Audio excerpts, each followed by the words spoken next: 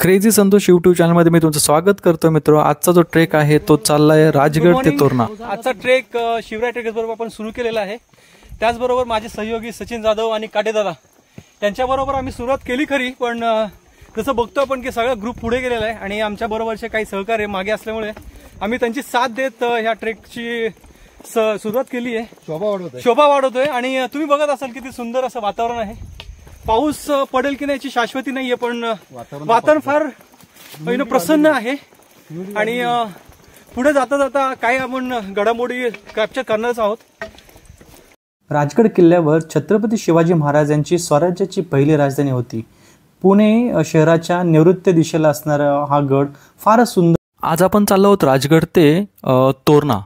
हा जो काय प्रवास आहे हा गुंजवणे गावातून आम्ही सुरू केला। सकाळची न्यारी झाली, खूप सुंदर असा आस्वाद घेतला। सुरुवात करताना शिवरायांचा जयघोष करत आम्ही स्वारी सुरू केली। जाताना खडतळ अशी वाट आम्हाला दिसत होती, त्याचबरोबर पावसामुळे जी काही हिरवळ पसरली होती तिचा आनंद आणि सुख खूप सुंदर होतं।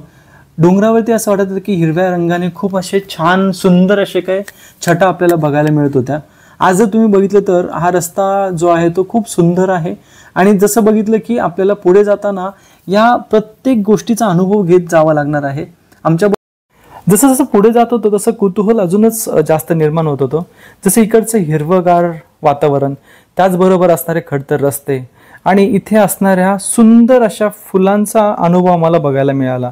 मित्र पावसाळ्यानंतर इथे जसं म्हणतो ना फुलांचा एक खूप छान असा तुम्हाला अनुभव करायला मिळेल।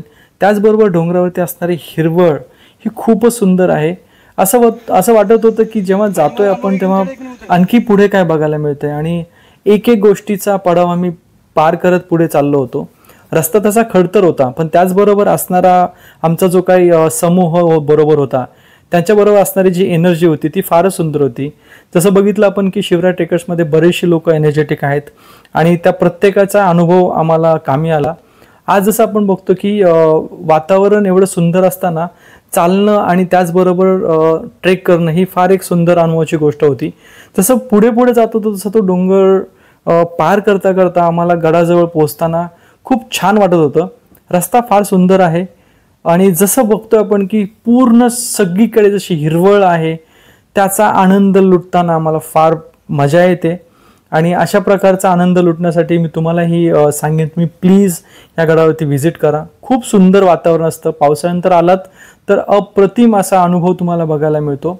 जसं तुम्ही बघता की इथे वाटेत जाताना काही ठिकाणी रिफ्रेशमेंटसाठी तुम्हाला काही लोक बसलेले मिळतील, पण त्याचबरोबर इथे जो काही जाणारा रस्ता आहे तो एवढा सुंदर आहे की हा जो काही अनुभव आहे ना मित्र तुम्हाला तिथे गेल्याशिवाय कळणार नाही।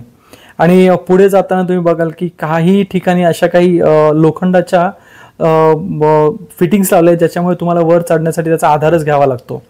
त्याचबरोबर आता जसं आपण पुढे जाऊयात तर पुढे जाताना आपण जो दरवाजामध्ये जाणार आहोत त्याला चोर दरवाजा म्हणतात। बेसिकली ह्या चोर दरवाजातून येणारी जी काही वाट आहे ती फारच छोटी आहे। ओके, खूप सुंदर अशा पद्धतीने बनवलेला हा दरवाजा आहे की कोणाला कळत नाही की बेसिकली याच्या आतमध्ये यायचं कसं आहे। तसं जसं आपण पुढे जाऊ तसं आपल्याला बघायला मिळेल की खालून येणारा रस्ता हा फक्त वरून उभा असलेला माणूसच बघू शकतो। ओके, त्याचबरोबर पुढे आल्यानंतर इथे आपल्याकडे पद्मावती तलाव तुम्हाला बघायला मिळतो। ह्या पद्मावती तलावामध्ये पाणी एवढं स्वच्छ आणि सुंदर आहे की असं वाटतं की एवढ्या उंच ठिकाणी सुद्धा एवढं सुंदर आणि छान असा तलाव कसा बांधला असेल त्या काळामध्ये। आणि ह्याच तलावामुळे सगळ्या गडावर लागणाऱ्या ज्या काही पाण्याचा साठा आहे तो सगळ्यांना पुरवला जात होता। त्याचबरोबर पुढे आपण बघतो की इथे काही रिफ्रेशमेंटसाठी खूप साऱ्या गोष्टी तुम्हाला पाहायला मिळतात। जसं तुम्हाला इथे येऊन काही खायचं असेल त्याच्यासाठी खूप साऱ्या व्यवस्था आहेत। विशेष म्हणजे इथलं पिठली आणि भाकरं खूप सुंदर आहे। संध्याकाळी तुम्हाला इथे जर राहायचं असेल तर तुम्ही इथे नक्कीच राहण्यासाठी ही व्यवस्था केली गेलेली आहे।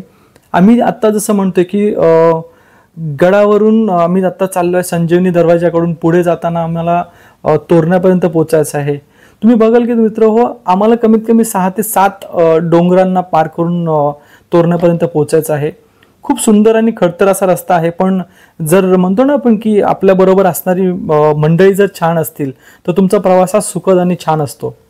तर तुम्ही बघताय की आता इतकी छान हिरवळ सुंदर रस्ता आणि तुमच्या बरोबर असणारी सोबत, याच्यापेक्षा आणखी हवं तरी काय असतं ना की प्रवास तुम्हाला पूर्ण करण्यासाठी. मित्र, सुरुवात तर झाली आहे, पण आता पुढे जाताना आमच्या सर्व मंडळींबरोबर आम्ही हा प्रवास सुरू केला. खरा वाटेत खूप छोटे अरुंद असे रस्ते होते, पायवाट म्हणू शकतो आपण, कारण हा काही छोट्या मोठ्या लोकांनी केलेली पायवाट असल्यामुळे आपल्याला याचा आधार घेऊनच पुढे जावं लागत होतं. जसं म्हणतो की हा ट्रेक करण्यासाठी कमीत कमी 5 ते 7 तासाचा कालावधी लागतो आणि त्यासाठी आम्ही तयार होतो. बेसिकली प्रत्येक ठिकाणी थोडीशी विश्रांती घेत पुढे चालत प्रत्येकजण एकमेकांशी कोऑर्डिनेट करत होतं, कारण प्रत्येकाला घेऊन जाऊन हा सगळा अनुभव घेणं हे फार महत्त्वाचं होतं. गडावर बेसिकली पाहावयाच्या ठिकाणांमध्ये सगळ्यात महत्त्वाचं सुळेची माची आहे, त्यानंतर पद्मावती तलाव आहे, राजवाडा आहे, गुंजवणे दरवाजा आहे, त्याचबरोबर पद्मावतीचं मंदिर आहे आणि संजीवनी माची आहे. वाट जशी जशी पुढे चालत होती तशी आम्हाला कळत होतं की गडाचा जो काही विस्तार आहे तो किती मोठा आहे. मित्र हो, जसं आपण बघतो की ह्या वातावरणामध्ये खूप सुंदर अशा फुलांचा अनुभव मला बघायला मिळाला.